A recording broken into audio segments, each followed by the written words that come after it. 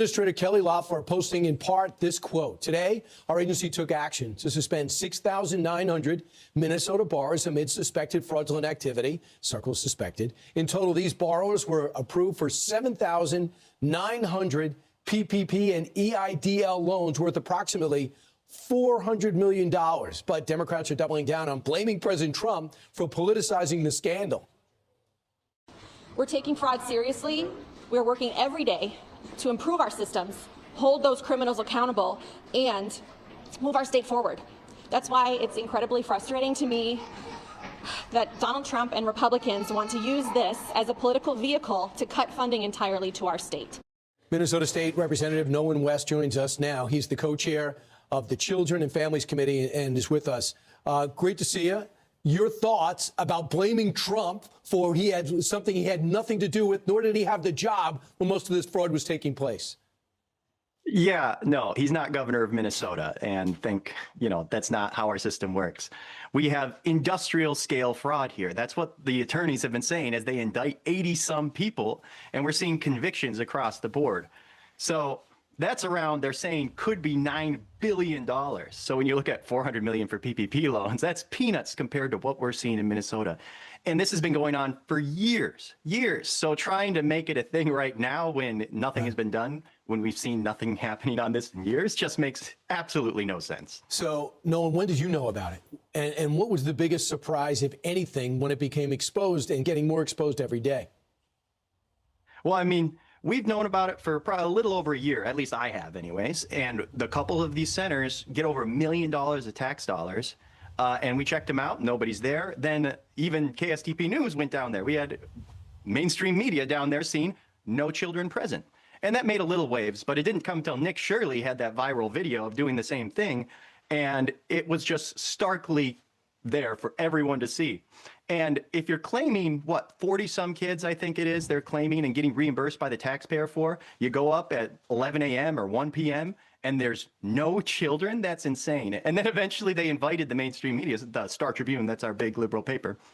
They go in there and there's like 4 kids and they're like, look, we're a legitimate business. Well, okay, we can't, allegedly they are fraudsters, but if there's only 4 kids you're watching right now, but you're getting reimbursed over $1 million a year in CCAP, right, there's still something up going on there. So Tim Walz put this on, and he's running for election, put this up yesterday. This is Trump's long game.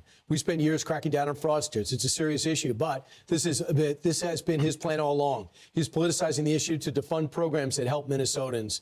Really? So this has been his plan all along. So he says, well, you know what? We have had 70-plus convictions, 82 indictments. What do you say to that? Every single one of those is from the federal government. At the state level, they have sat on their hands and haven't gone after these fraudsters at all. They've said, oh, we've hired a few investigators, but they can't even answer. Like, we asked them, how do you go after fraud? How do you detect fraud when you do your license visits? And they still haven't answered that question that was asked days ago.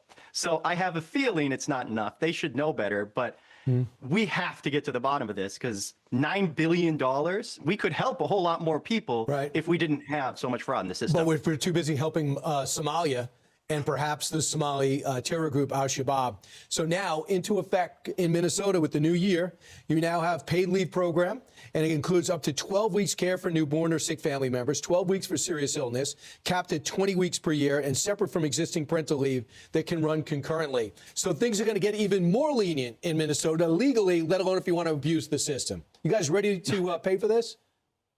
Oh, we've been warning them about how bad this rollout's going to be. And one thing that people don't know, you can designate one person annually as the person you care for. So I can designate my uncle living in Florida, go on vacation, and it's up to your employer to investigate whether you're really caring for that person or not. Wow. Like, that's just, there's no guardrails. It's going to be ridden with fraud, just like we see in our other systems. The honor system is not the best way to distribute all this money. We got to look into Maine, Washington State, as well as California, and hopefully that's on the agenda. But you have your hands full over Minnesota. The police archive the footage permanently.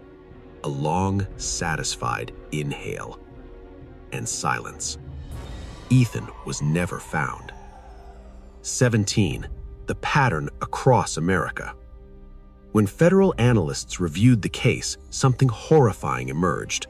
317 Blackwood Lane wasn't unique. Across the U.S., there There were dozens of houses with similar reports: breathing in walls, disappearances without struggle, 911 calls from disconnected lines. The same time, 3:17 a.m. States affected: Oregon, Ohio, Pennsylvania, West Virginia, Montana. Every house shared one thing: they were all built over older structures. 18. What was there before the house? Old land records revealed something buried, literally.